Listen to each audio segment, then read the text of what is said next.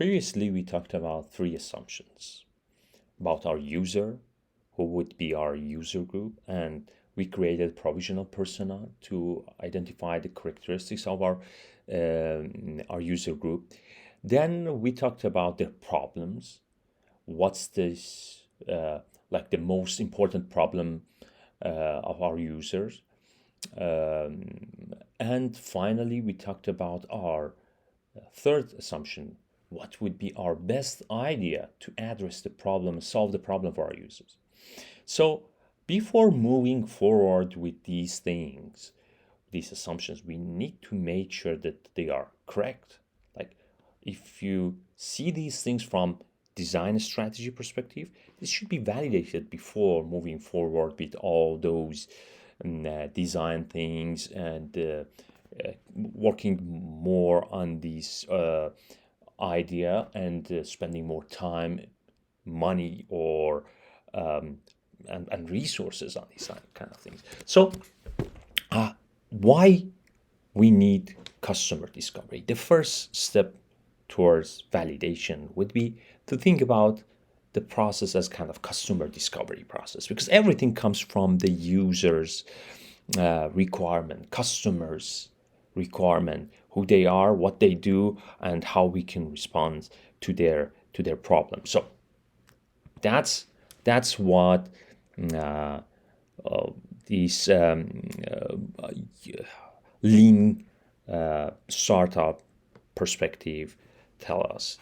Like, if there are four steps towards that: assessing, identifying, drafting, testing, and then again we go like this kind of iterative process of customer discovery. Then based on the result of test, we assess again, and we identify new things to discover, and then we continue that way. So customer discovery. What's customer discovery? It's a process used to discover, test, and validate whether a specific product solve. Here we can in the beginning, it's just more a kind of idea, okay? Idea of a product solves a known problem for an identifiable group of user. So we have all those three things here. Product means our solution, our idea, okay? One of those three assumptions. The problem, known problem of our users group, okay? So user group, their problem, and our solution. These are those three assumptions that we talked about, okay? So, but customer discovery basically is another fancy name for conducting user research. It is usually it happens in the beginning of the process of this kind of strategic design, okay? So, what's the goal? Uncover the specific problem that they need solved, our users, okay? There are different ways to do that. There are different research techniques, user research techniques, observing real users dealing with the problem, actively listening to them, talking about their impressions, engaging them in discussions to learn more about the specs of the problem. So these are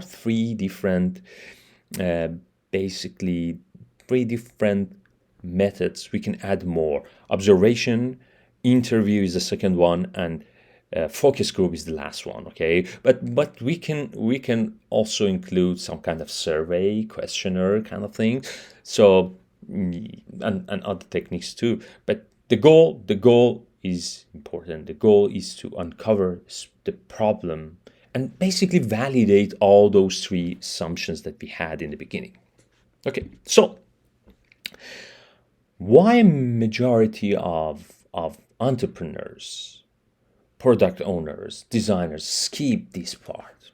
The real reason stakeholders don't talk to customers is fear, okay? Because they're frightened of what that their real customers might think.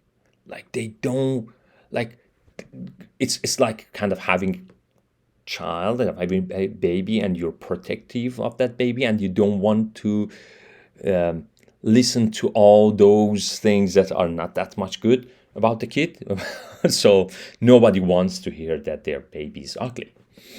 So Here we want to talk about a conversion. Like we've been talking about assumptions again and again and again because mostly they came from our personal beliefs so far, okay, without any evidence. And now that we're gonna go do some kind of customer discovery, we need to specify uh, what would be like a difference between assumption and hypothesis, because for any kind of research we need to have hypotheses, not assumptions. We've done these kind of things before through some kind of uh, like some kind of statements, like converting our states assumptions into statements, so we would have some kind of hypothesis. So but that's a part to evaluate, like because assumptions are our personal belief, and they couldn't be tested explicitly, like because the terms might not be that much clear, and usually assumptions are accepted without investigation. But when we are talking about customer discovery, from now on we try to use hypothesis as the correct word, and we try to follow all those things that define hypotheses. Like it's kind of educated guess based on evidence and research. Okay, so we need to look for those things like online, here and there, talk with some people, ask our friends, family members, like to make it more like coming from outside of our like way of thinking. Okay, and test that explicitly through experiments. So we need to formulate some statements that are measurable, like one one characteristic of hypothesis is that it should be measurable in kind of a way.